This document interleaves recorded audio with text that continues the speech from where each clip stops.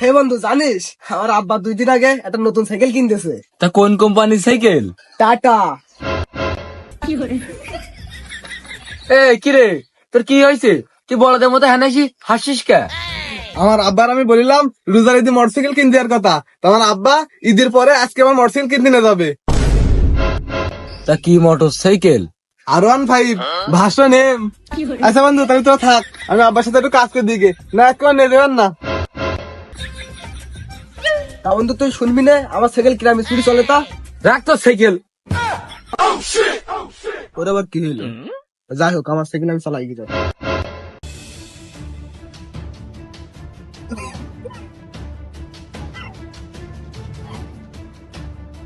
আব্বা, ও আব্বা, কি কি কি রে দাদা, কি কিছু বলবি?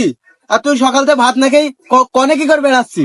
আরে রাখো তোমার ভাত। আমার বন্ধুরা সব গাড়ি কিনছে, তোমার কবে থেকে গাড়ি কেনার কথা বলছি, আর তোমার যেই গাড়ি কেনার কথা বলবো তুমি এক কথা ঢুকি দাও। তুমি আমার গাড়ি কিনতে পারো, তুমি তাই বলো।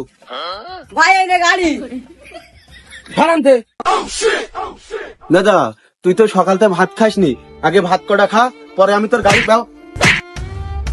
আব্বা, অটো লাগেনি তো? আরে রাখ তোর ভাত, তুই গাড়ি কিনতে দিবি কবে তাই বল। তুই যেদিনই গাড়ি কিনতে পারবি সেদিনই ভিডিও আসবো, তার আগে আর না। এবার চলো।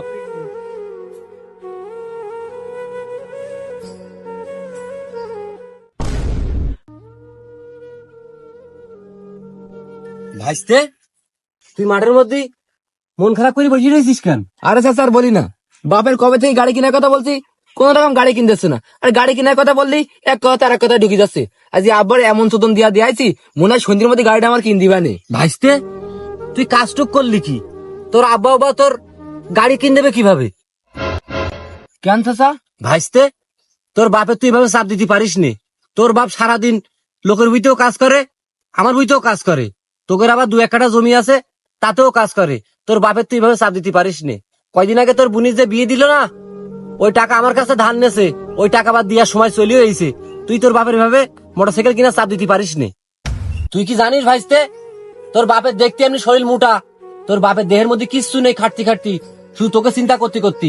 কয়দিন আগে চার দোকানে কত লোকের মধ্যে কিভাবে কান্নাকাটি করলো, আমি তা সহ্য করতে পারলাম না, শুধু তোকে ভবিষ্যতে চিন্তা করতে করতে। আমার বন্ধুরা যে গাড়ি কিনছে, তা ওদের বাপ ওদের গাড়ি কিনতেছে না, আর ওরা টাকা পাচ্ছে কনে? ভাইস্তে, তোর বন্ধুরা গাড়ি কিনছে ভালো কথা, তোর বন্ধুর বাপের টাকা পয়সার অভাব নেই। তোর বাপের কি আছে? তোর বাপ যে মাঠে কাজ না করলি তোর পেটে ভাত জটবে না? তোর বাপের চিন্তা তোর একবার করেছিস? ভাইস্তে, আমি একটা কথা বলি, তুমি না কিছুক্ষণ আগে বললে যে বাপের অত্যাচার করে আইছি, গাড়ি জায়গায় গাড়ি থাকবে ভাইস্তে, কিন্তু বাপ আর থাকবে না। এই কথাটা মাথায় রাখবা। বাপ আছে বলি বাপের মর্মটা বুঝতে পারলে না, যখন থাকবে না তখন ঠিকই বুঝতে পারবা।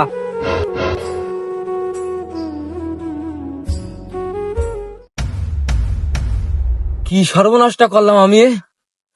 আব্বা, আব্বা, আব্বা, আব্বা, তুমি আমার মাফ করে দাও। দূর পাগল, তোর পরে আমি রাগ করে থাকতে পারি? সন্তানের পরে কোনোদিন পিতা রাগ করে থাকতে পারে? তোর স্থান আমার পায় না, তোর স্থান আমার বুকি। আমাদের সমাজে এমনই পরিস্থিতির সম্মুখীন হতে হয় এখনো অনেক পিতামাতার। তো আমি যুবক ভাইদের উদ্দেশ্যে একটি কথাই বলতে চাই, পিতামাতা থাকতে পিতামাতার মর্ম বুঝো। কারণ গাড়ি একদিন ঠিকই হবে, কিন্তু পিতা এই দুনিয়ার পরে আর বেঁচে থাকবে না। তো সবাই পিতামাতার সাথে সঠিকভাবে ভালোভাবে ব্যবহার করতে শেখো, ইনশাল্লাহ তোমার সাথে ভালোই হবে। তো ভিডিওটি ভালো লাগলে আমাদের পেজটিকে ফলো করে এবং একটি কমেন্টের মাধ্যমে সবাই জানাবেন, এবং আমাদের পেজটি ফলো করে সবাই পাশে থাকবেন।